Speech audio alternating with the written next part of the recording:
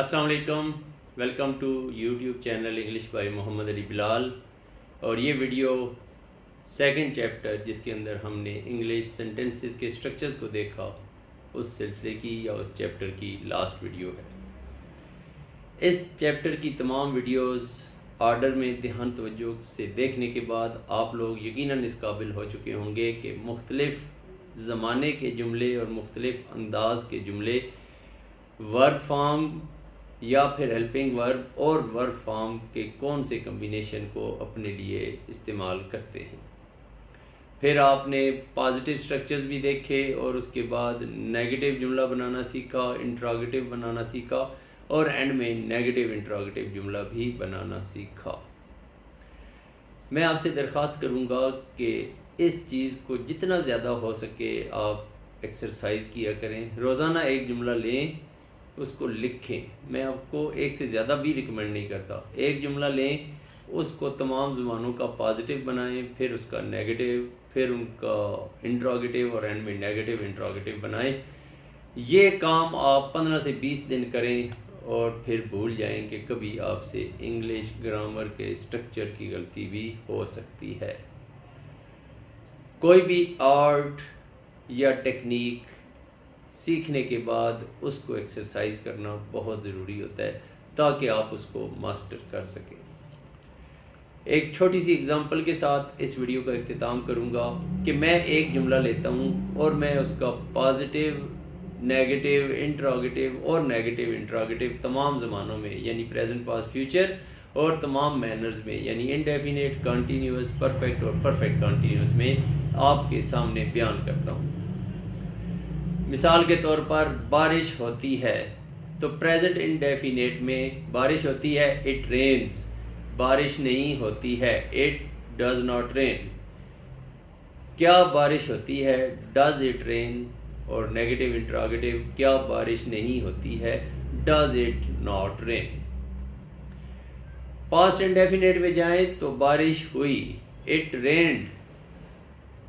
बारिश नहीं हुई, इट डिड नॉट रेन। और इंट्रोगेटिव बनाए तो क्या बारिश हुई, डिड इट रेन। और चौथी फॉर्म नेगेटिव इंट्रोगेटिव की, क्या बारिश नहीं हुई, डिड इट नॉट रेन।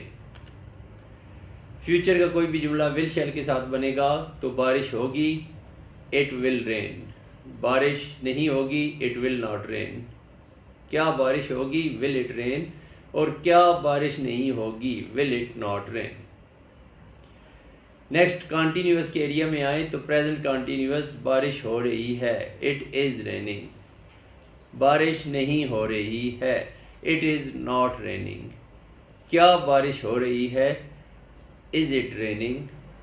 क्या बारिश नहीं हो रही है, is it not raining. Past continuous में बारिश हो रही थी, इट वाज रेनिंग। नेगेटिव बनेगा, बारिश नहीं हो रही थी, इट वाज नॉट रेनिंग।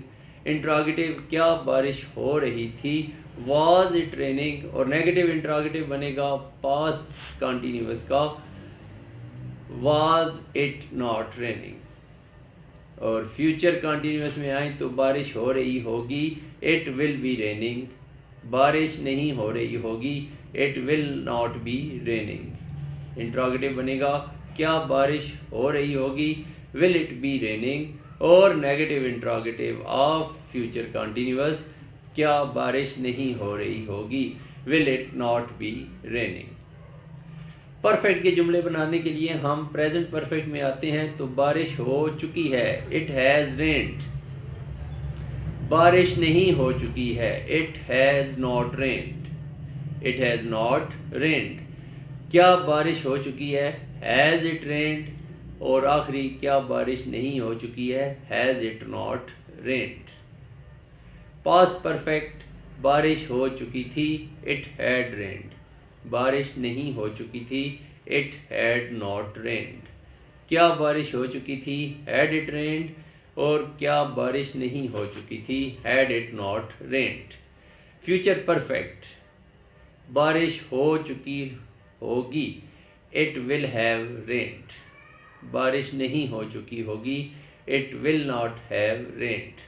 क्या बारिश हो चुकी होगी, विल इट हैव रेन्ड, और क्या बारिश नहीं हो चुकी होगी, विल इट नॉट हैव रेन्ड। तीनों ज़बानों में परफेक्ट कॉन्टीन्यूस को देखें तो बारिश होती रही है, इट हैज़ बीन रेनिंग। बारिश नहीं होती रही है, it has not been raining. क्या बारिश होती रही है, हैज़ इट बीन रेनिंग।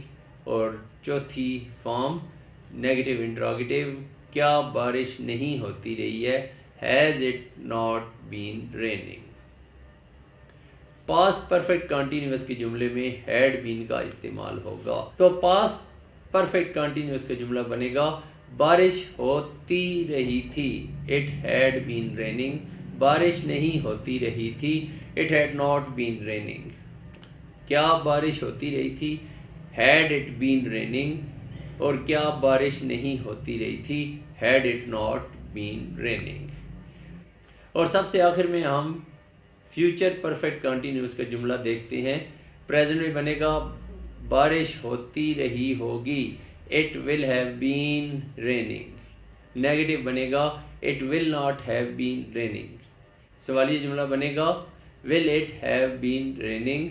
और आखिरी सवालिया मनफी, क्या बारिश नहीं होती रही होगी, will it not have been raining. ये एक छोटी सी एग्जांपल है।